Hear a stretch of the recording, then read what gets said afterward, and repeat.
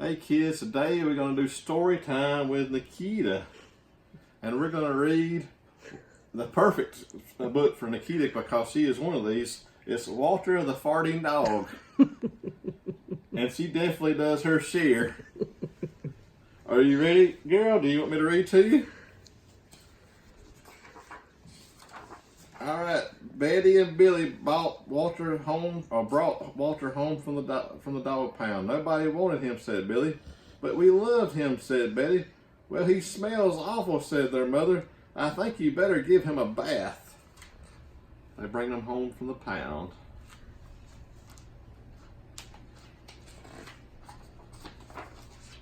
Mother walked in and said, he still smells awful, and that's when they got the first clue. The tall tail bubbles in the water. He's probably just a little nervous, said Mother. Hopefully his stomach must be upset. But Walter's stomach wasn't upset. Walter's stomach was fine. He felt perfectly normal. He just farted a lot.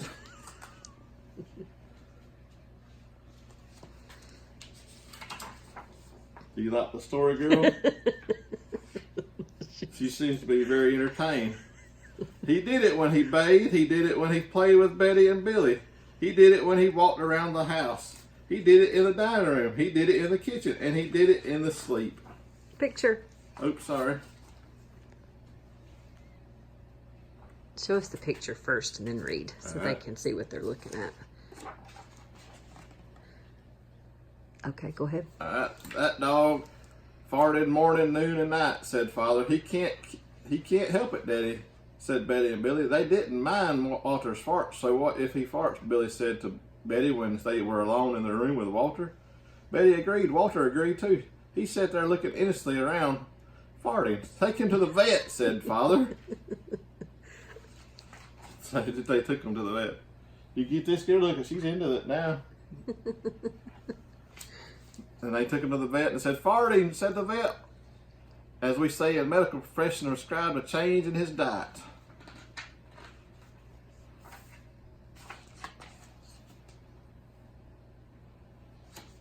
They gave Walter every kind of dog food. He still farted. They tried him on cat food. They gave him hot dogs, hamburgers, lettuce, and tomato sandwiches. They gave him fried chicken. They gave him rabbit food. They made him a vegetarian. No matter what this dog eats, he turns it into a fart, roared Father. Oh, wait.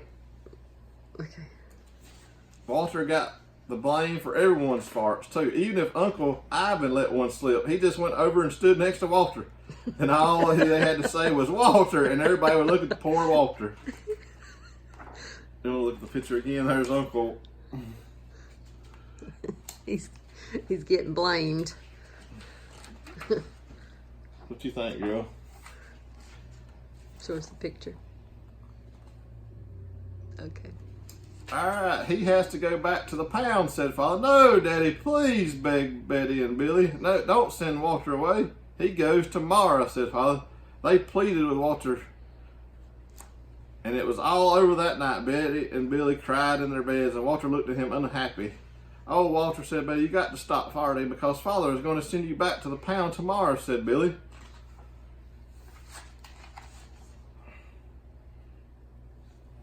Walter knew how serious this situation was. He never seen Betty and Billy again. He resolved to hold in his fart forever.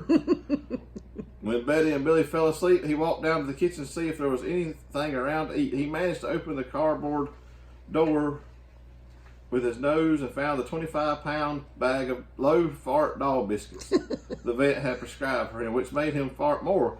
Even though he knew they would make him fart, he couldn't resist. He ate the entire bag. Very tasty, Walter said to himself.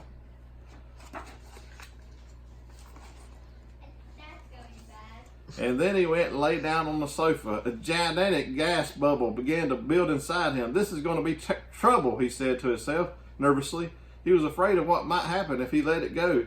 He thought maybe the house would explode, so he kept it in. It wasn't easy. In fact, it was torture. But he had resolved never to fart again. His future depended on it. As he lay there with his tail wrapped tightly between his legs, he heard a noise at the window. He watched slowly He watched it slowly open. A pair of burglars came through. They dropped silently into the kitchen. "Watch out for the dog," said one of the burglars. "He won't bite," said the other. "He's a wimp." Walter might have bitten him, except he was so filled with gas he couldn't move. They tied a rag around his snout so he couldn't bark. "Okay," whispered the first burglar. "Let's clear this place out." They took everything they could to get their hands on. Walter wanted to stop them, but he was having unbearable gas pains. He rolled on his back and waved his paws in the air. He gritted his teeth. "We got it all," said the second burglar. "Let's go." That's when Walter let it fly. It was the worst fart of his life. It made a tremendous noise and it shot him across the room. A hideous cloud filled the air. The burglars clutched their throats, unable to breathe, with tears in their eyes. They raced for the window. They tried to grab their bag, but all the valve was that their arms were too weak. "Let's get out of here," said the burglars. Nakita's ashamed. She hit her head because she does that too. Ain't that right, girl? Alright, They jumped out the window and ran up the block. Choking and gasping for air, suddenly blinded by Walter's attack, they stepped into the headlights of an approaching police car. "Hold it right there," said the policeman. When father and mother came down in the morning, they found the open window, and they saw the bag with their valuables in it, and Walter was sitting beside it. He still had the rags tied around his snout. You have to say he looked heroic. "He saved the silverware," said mother. "He saved the VCR," said father, or DVD player for y'all kids. "Good dog, Walter. You're our dog, even if you fart all the time." And so the family learned to live with Walter, the hero dog, and that's the end of our tale. The end. What'd you think, girl? Did you enjoy story time? Tell the kids bye. See you later.